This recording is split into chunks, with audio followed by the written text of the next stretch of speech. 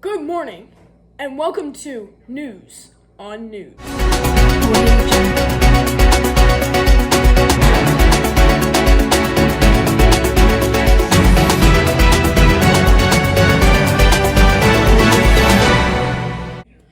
A little over a year ago, Russian President Vladimir Putin formally declared war with Ukraine. Ukraine has been warned of the threats of war by its Western allies in Europe, but Putin's announcement was still surprising. Moments after the announcement, the first explosions were heard in Ukraine. Now we go to our reporter, Me. Thanks, Theodore. Hey, I'm Me, and today I'm here at the border of Aleutians, where Russia has started the invasion of Ukraine. There has been much destruction on the border, and many locals have been hiding. Here, I have one of the locals who have witnessed the invasion. This is Boda. So Boda, what was going through your head when you saw Russian troops invading Ukraine? I'm not even gonna lie to you. I pooped my pants a little bit. My granddaddy was part of World War II, and I thought I was gonna be the next Bodan to die. Also, Bodan, how do you think Ukraine's gonna respond to this? I think Ukraine needs to hit hard with another force for Russia, because if we don't, then Russia's just gonna keep pounding us with bombs.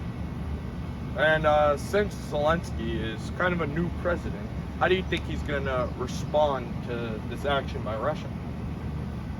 I think he's gonna get a little bit cocky, because obviously it's his first time, so he doesn't really know what he's doing. So it wasn't successful the first time, but I think that he's gonna have some problems pretty soon.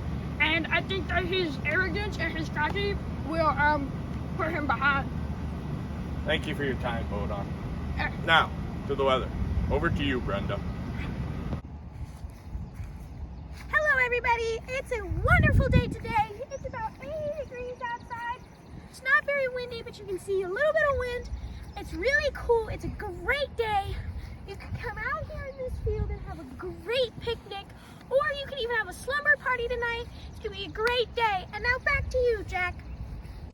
Thanks, Brenda.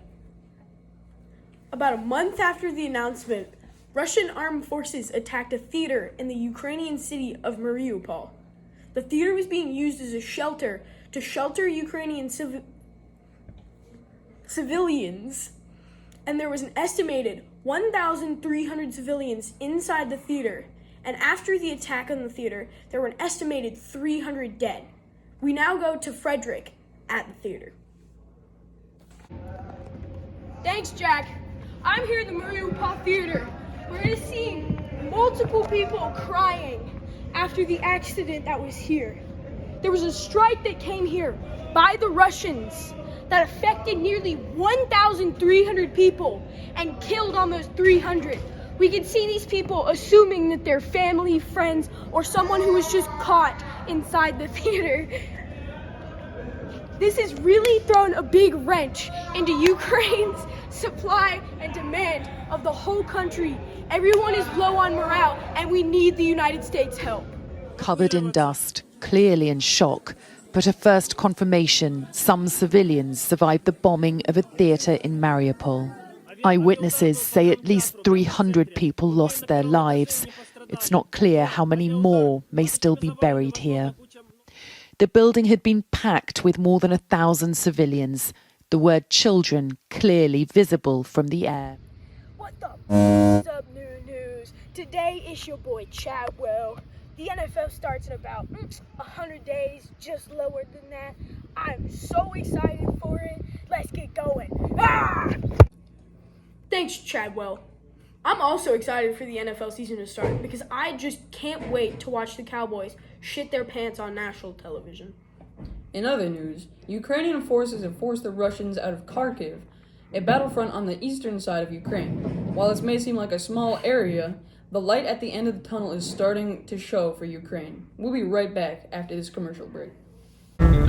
Whopper, Whopper, Whopper, Whopper, Junior, Double, Triple, Whopper, Flame Grill taste with perfect toppers. I rule this day. Lettuce, mayo, pickle, ketchup, it's okay if I don't want that Impossible or bacon Whopper, any Whopper my way. You rule your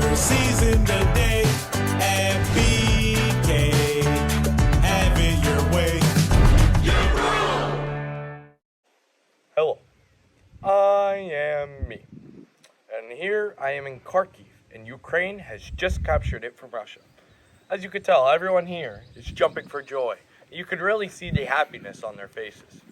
I'm here with the local named Mikolo to tell us about his experiences when he saw Ukrainian troops move in. What was your reaction when you saw that this was occurring?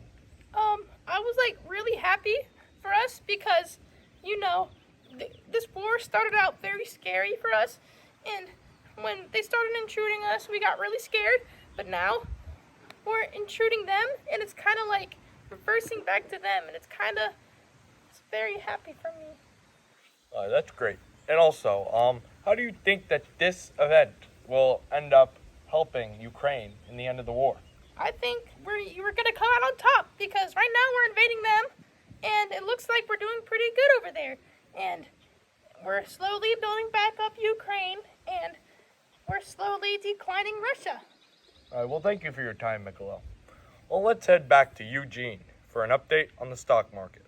You want that? Come on, come on, come on, come on. Come on.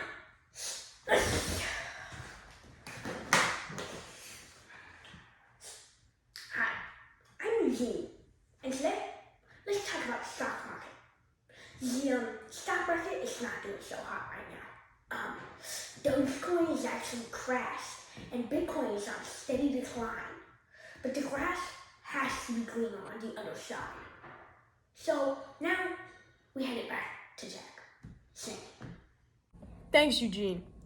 A couple months after Ukrainian President Zelensky visited the White House, our beloved President Sleepy Joe went over to Kiev. Their trip was a surprise, and it was a show of support from the U.S. to Ukraine. This is now giving the people of Ukraine great hope for the future of their country.